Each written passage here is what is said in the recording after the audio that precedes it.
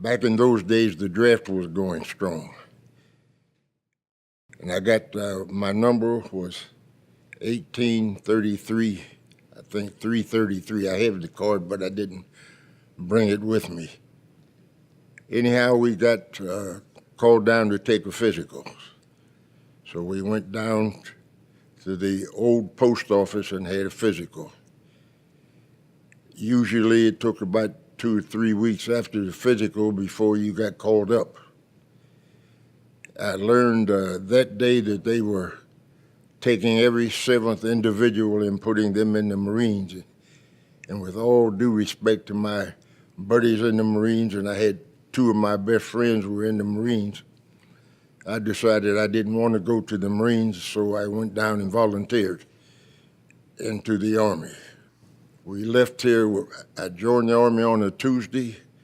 We went to town Tuesday morning and got sworn in, and then we found out that we had that day off more or less, so I went back home and spent the day. And we left the house so that we could be over at the P&LE train station sometime Tuesday evening. I can't remember if it was 8 o'clock or 10 o'clock, but we left from P&LE train station on the south side and went down to Fort Meade in Maryland. We went in, it's funny and it sounds strange, but we were assigned to GK Company, and a little out of context, but the GK Company meant, in theory, it was just colored, because that was the only thing there. Wasn't any white guys with us. The day when I joined the Army, there were 7 or 8 of us that joined. When we got off the train and got bused over to Fort Meade, that was the last time I saw any of those fellows. They put us back in those segregated days of segregation. They put us in that GK Company, and that's where everybody stayed for a couple of weeks before we got assigned out. When I was in high school, I was playing tuba in all-city band, and they had what they called at that time an all-county band, and they would have a concert each year. In the year, my senior year, Major Howard from the U.S. Army, U.S. Air Force band in Washington, D.C. came up, and he was the guest conductor. And he told all of us in the band that if we joined the service, he would see that we got into a band. We could use our musical talents. Well, when I completed basic training, it dawned on me everybody was going to Korea, and I really didn't want to go there. There were 3 fellows of the colored guys, my buddies, that didn't go to Korea. One went to Germany, one stayed there as cadre, and Dixon went down to Mississippi. When I got finished with basic training, in the meantime, I had written Colonel Howard, and he took time to write a very nice letter informing me that he was sorry if he hadn't made himself clear, but he meant he had the strings or the authority to authorize the musicians being installed in a band or going to a band school in the Air Force.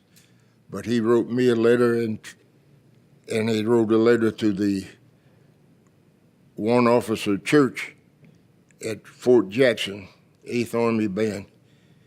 And that letter got me installed with the privilege of going to 8 weeks of band school, which was one of the highlights of my career in the band, and I hadn't played a tuba, which I played fairly well, proficiently.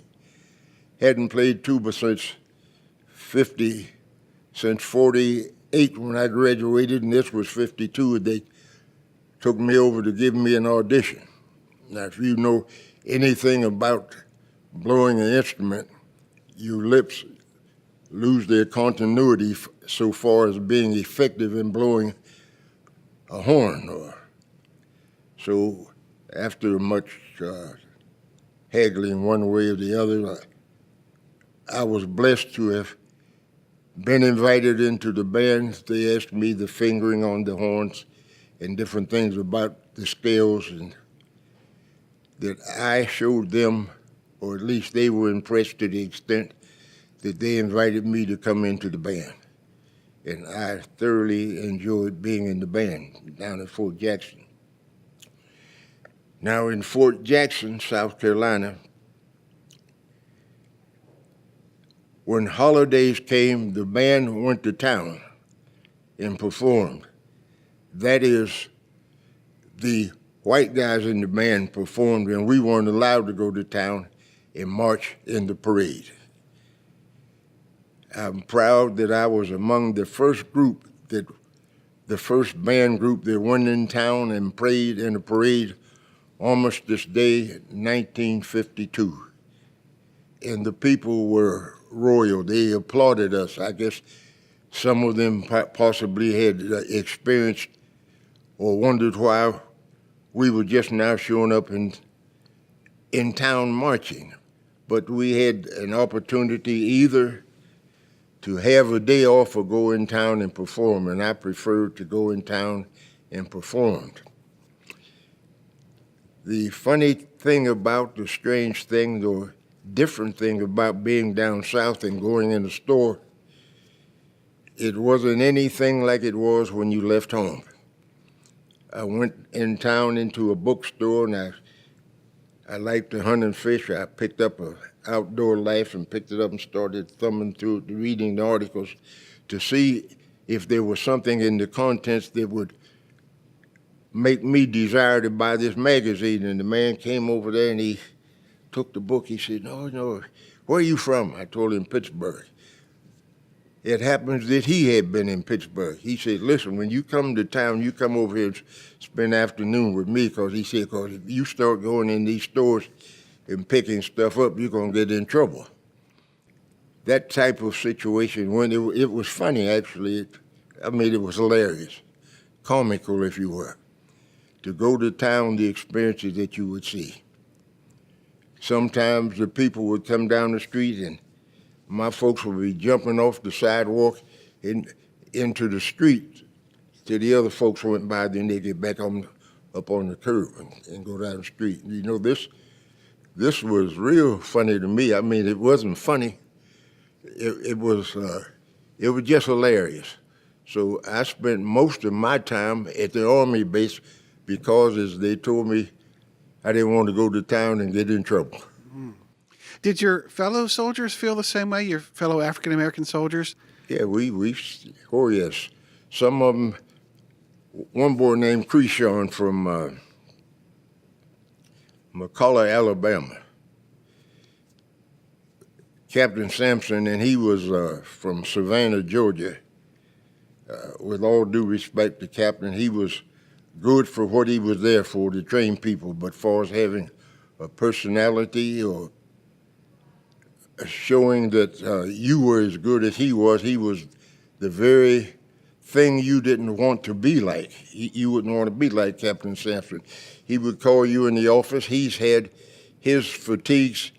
They'd been washed so many times they were a different hue, a different color than ours was. Ours were new and they were dark. And he would come in there and tell me about my clothes are better than yours. They're lighter. All this type of foolishness. Captain Sampson would give the white guys a pass, and we had to stay in Columbia. They could go 150 miles on their weekend pass. And he would,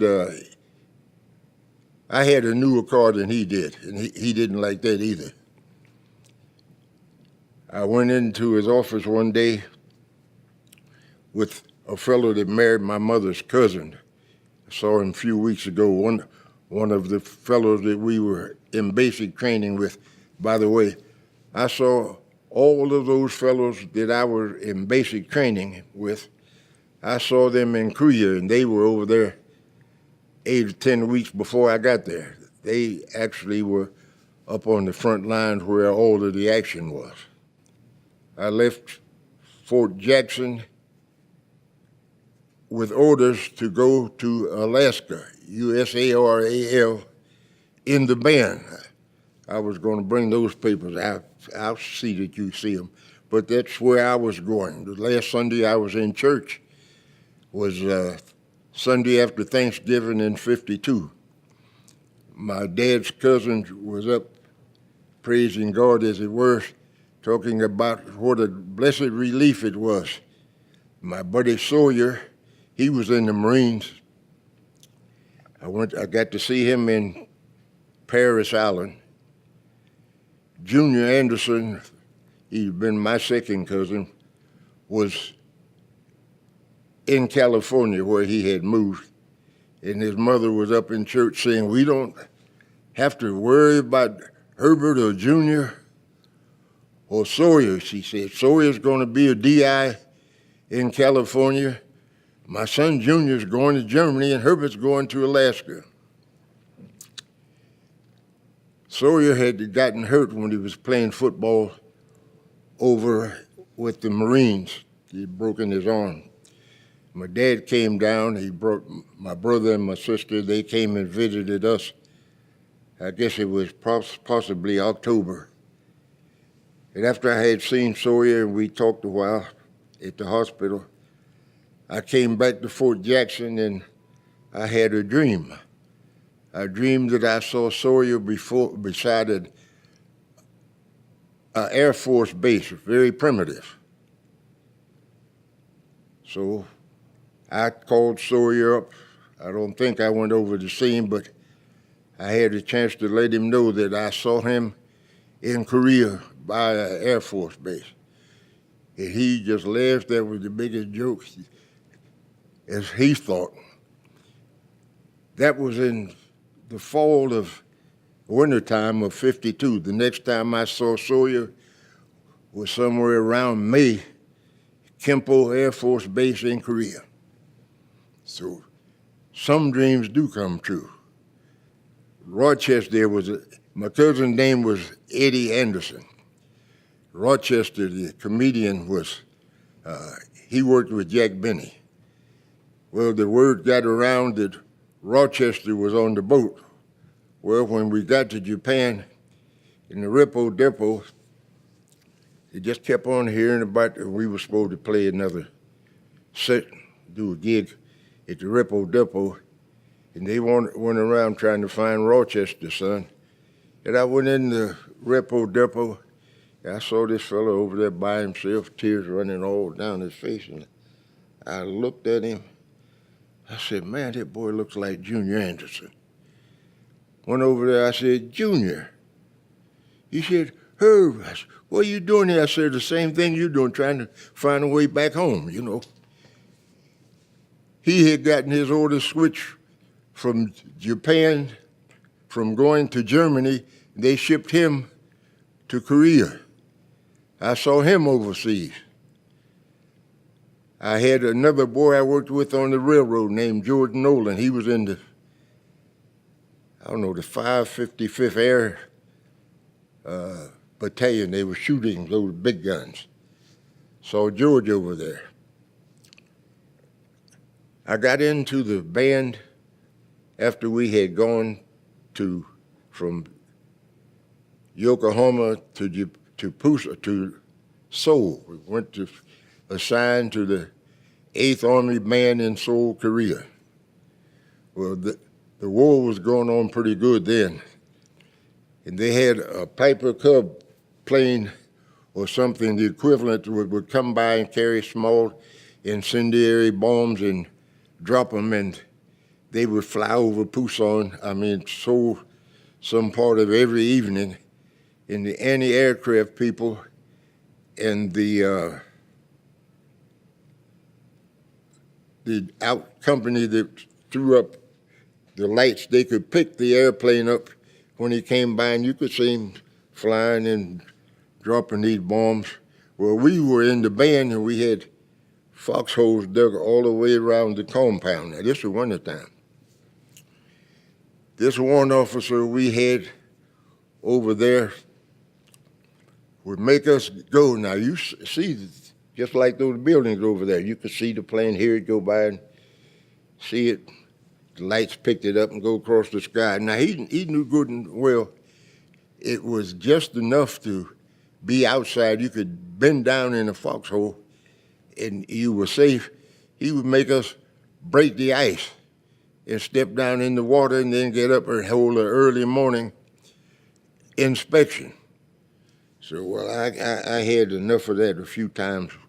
With that, I was starting to try to find a way to get out of there. So I found out that the Railway Battalion was short of people. Now, the Railway Battalion headquarters was 13 miles south of Seoul in a little town called Yeongdong-po. So I went over there to the Railway Battalion headquarters in Seoul, and I went in there and told the man I had experience on the railroad and I would like to be in the Railway Battalion.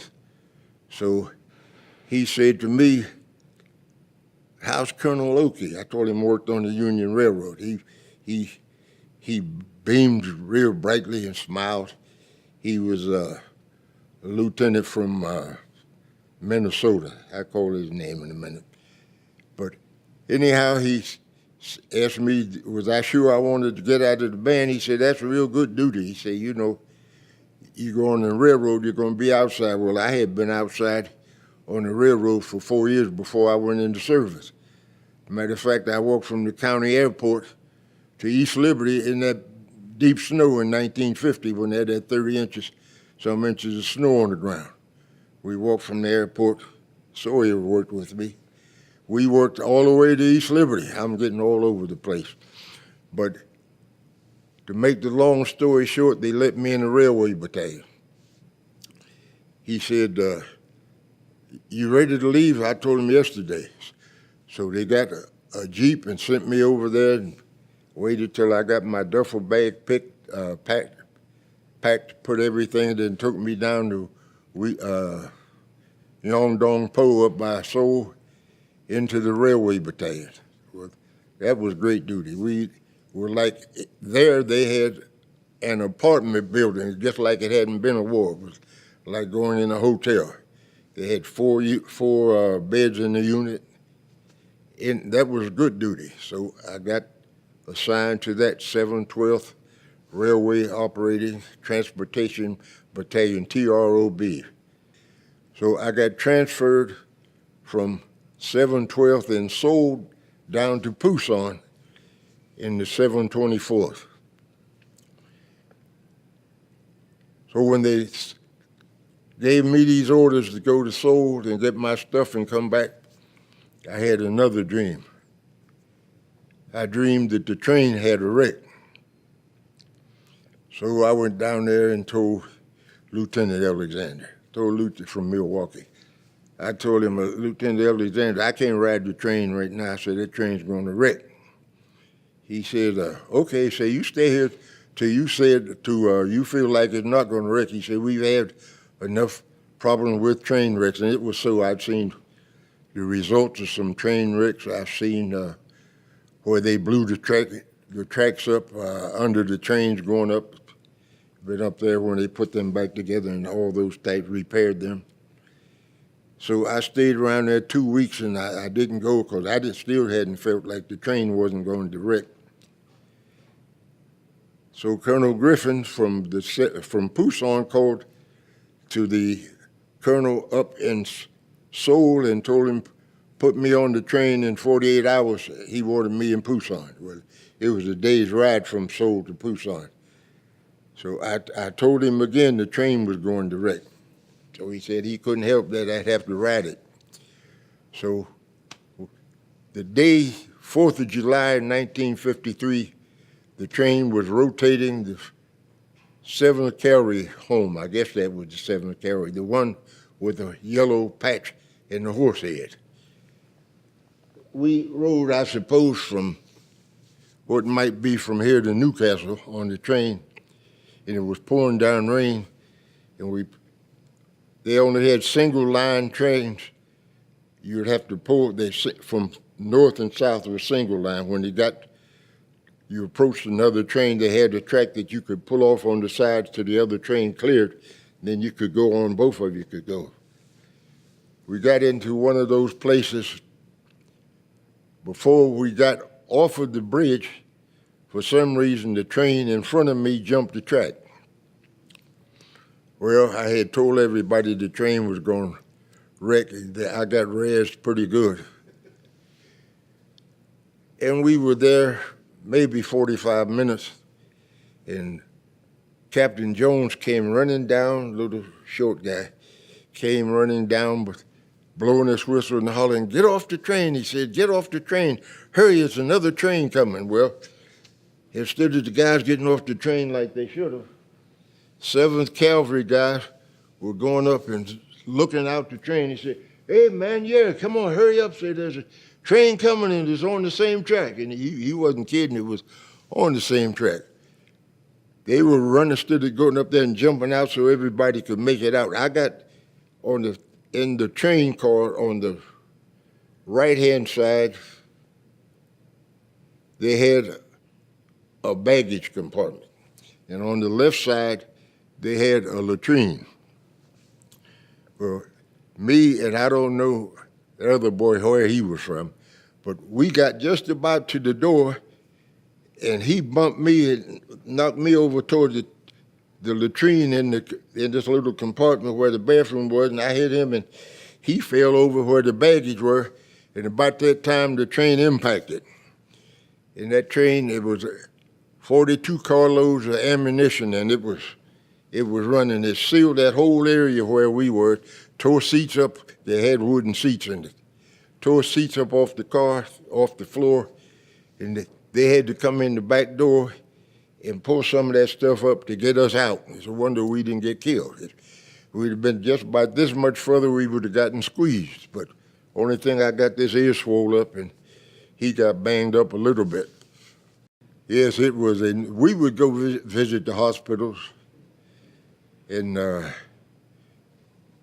Christmas time, we would go visit the orphanages.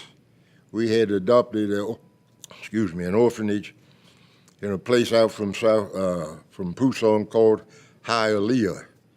And it was a joyous time, and yet it was a sad time to see the poverty and see the depression that so many people lived in.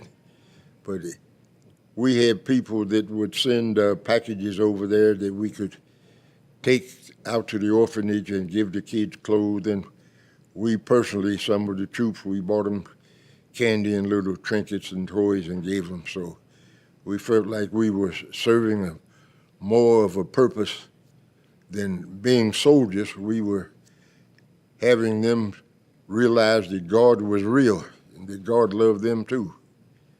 So my service time, for the most part, was a joyous occasion. I would, if I could do it all over again, I would.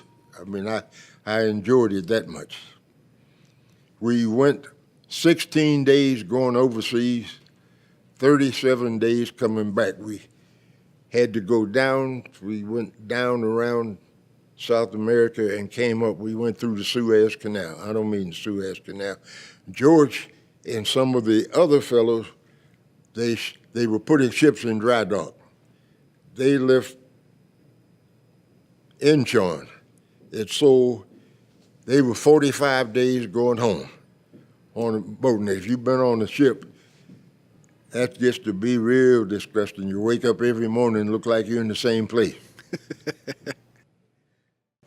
Only thing you'd see out there is occasionally you'd see another another ship go by, and it looked like it was something minute.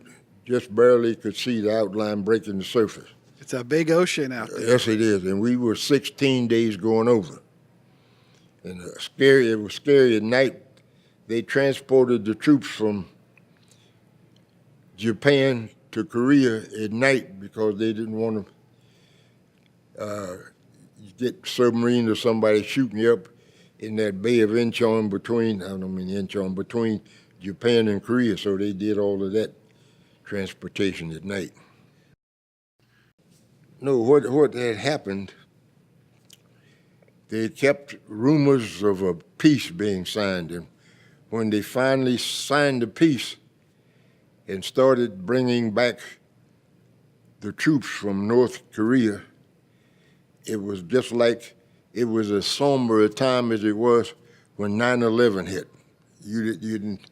It was just that type of a mode. It was serious times. Everybody was in awe. We were grateful that, quote, the war was over.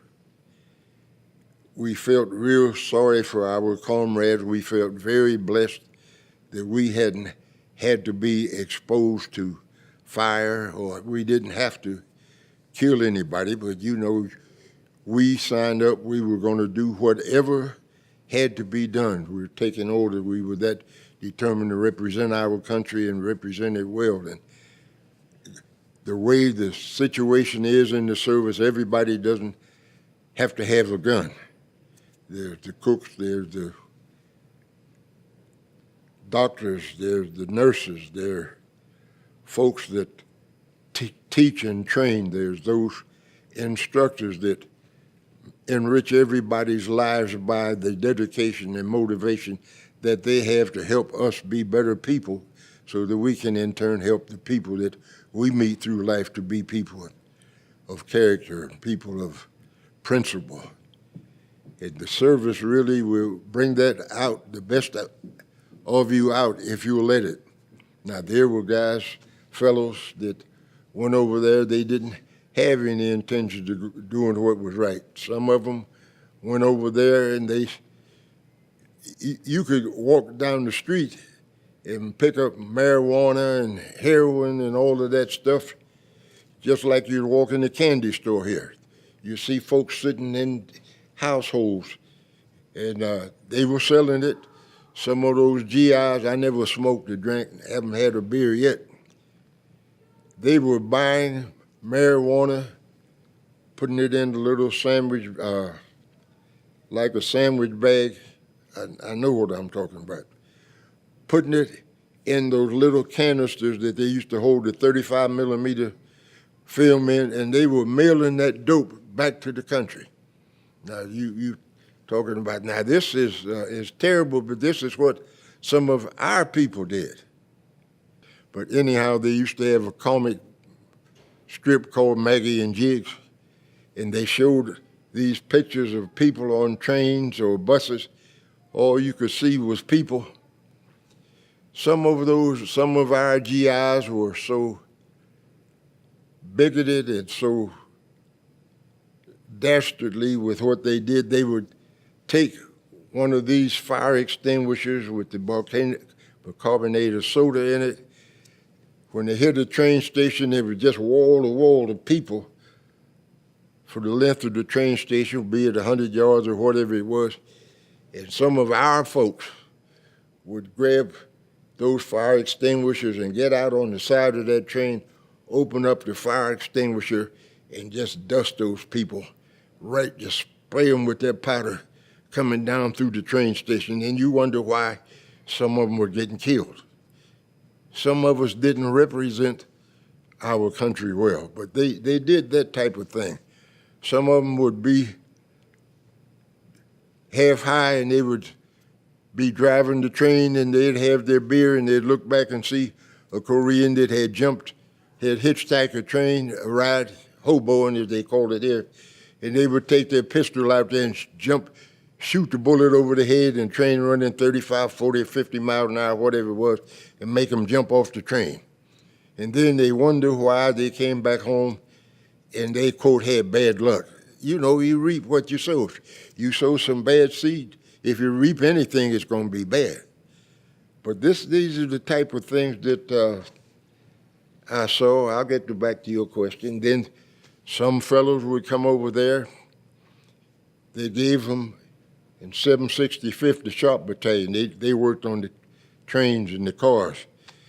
They gave them locks so that when you were in a given area, you locked off the electricity so nobody could come and throw a switch on you while you were working.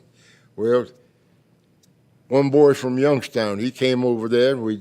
He was only there a week, and they just kept on. A few times I saw him, they were nagging him or trying to con him into putting a switch on, lock a switch out, and he didn't. He was up there one day, the second week he was there, and he didn't do it, and one of the Koreans came by and threw a switch, and down he came off the pole and fell down on the car, broke his back, and died. But a lot of times we bring things upon ourselves, and Uncle Sam and the chaplains have to go and tell the folks that you're dead, and they can't tell you how you died because they aren't allowed to. Sometimes they don't know. But so often we bring and create situations that there's nobody to blame for the plight or circumstances in which we find ourselves but ourselves. Now, it was a joy to see those prisoners come back home. There were a few days just constantly running. Railroad cars with a big red cross on them. You'd see people maimed, and you would wonder, you look at them and you say, you know, I really wouldn't want to be in that condition going back home. I'd almost as soon stay here as to go home and put that type of a burden on the family or cause them renewed grief. But God knows what's best for us, and if we follow his direction, we'll be all right. And that's been my experience anyhow. Could you talk a little bit about what it was like to come home to the United States after being in Korea for, how long were you there in country? I left the States right behind Thanksgiving in 52, and I got home the first week of April in 54. 54. So you spent a while there. I had a good time there. And what was it like to come home? Did you come right back to Pittsburgh? No, we came back. We left. We got shipped now. We came in Tucson. They got a big induction depot there where they brought everybody in. 8069th is what the repo depot where they went out. Matter of fact, I went to the repo depot when my buddies from the 24th Division were rotating home, and somebody told me they were over there, so I went over there to see them. I saw some of them. As a matter of fact, I saw one of them a few weeks ago because one of the fellows over in Ohio had died, and my wife and I went over there to his funeral. But we left Tucson, went to Incheon, got on the LST boat, rode out in the harbor, got on the Marine Lynx or whichever one of the Marine ships it was. We left there, went to Honolulu, spent a couple days in Honolulu, went down to Panama, spent a couple days in Panama, around through the canal, and came up, and we ended up in Fort Dix, New Jersey. Now, the night we got to Fort Dix, New Jersey, I had the worst toothache I had in my life, nerves. We could look over there and see those lights on the horizon, and everybody was crying. It was a mess. We got up the next day and we went, they took the ship over and docked it, and we got off, and some of the guys' wives and kids were there. That was nice. My dad and my brother drove up to see me. They brought me back when I told them a couple of days later. But that's the greatest feeling you could ever have. Coming home like that. Coming home, everybody was ready to kiss the ground. I don't know if I did or not, but I sure was glad to get back home. Wow. Nothing, no place like home. It's indescribable. And did things change much?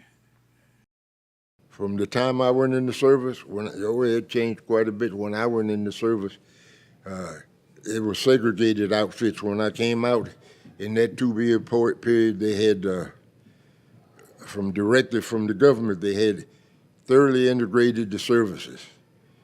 There were jobs that we couldn't do when I went in that when I got out 2 years later or whatever it was, we were doing jobs that hadn't, as they said, been designed for us to do. So I don't regret my service time at all, not in the least. And what does it mean to you today to call yourself a veteran?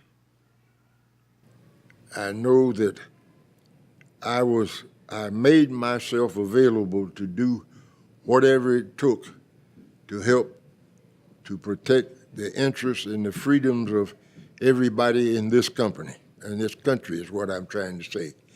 And I would gladly do it again. This is the greatest country in the world, no matter how bad some situations are. It's the greatest thing that's ever been known. And I just thank God for having been born here. I thank God for giving me the privilege of serving my country. And I thank God for the veterans group that you have here. I've never seen anything like this. I've enjoyed meeting you. I've missed a lot of times that I should have known about the dinners that we would have been there, and we will be at most of the rest of them. Well, we always look forward to seeing you at our Veterans Breakfast events, and you and your wife, Jean, would just love to have you there. And thank you so much for coming on this day. It's a cold day outside, but thanks for coming and sharing your story with us here at Heinz History Center. Right. I was thinking today I would have been sitting closing in on Japan. The 22nd, Thursday would be my birthday, and we were in Japan for Christmas Eve. So I really enjoyed my time. A short time in a way, but it was a long time. I got so homesick one time, if they had given me a road 3 or 4 foot wide and a bicycle, I'd have been dumb enough to try to pedal my way back home. That's what being away from home is, when you come from a good place and a good family. Thank you, Herb. Thank you much.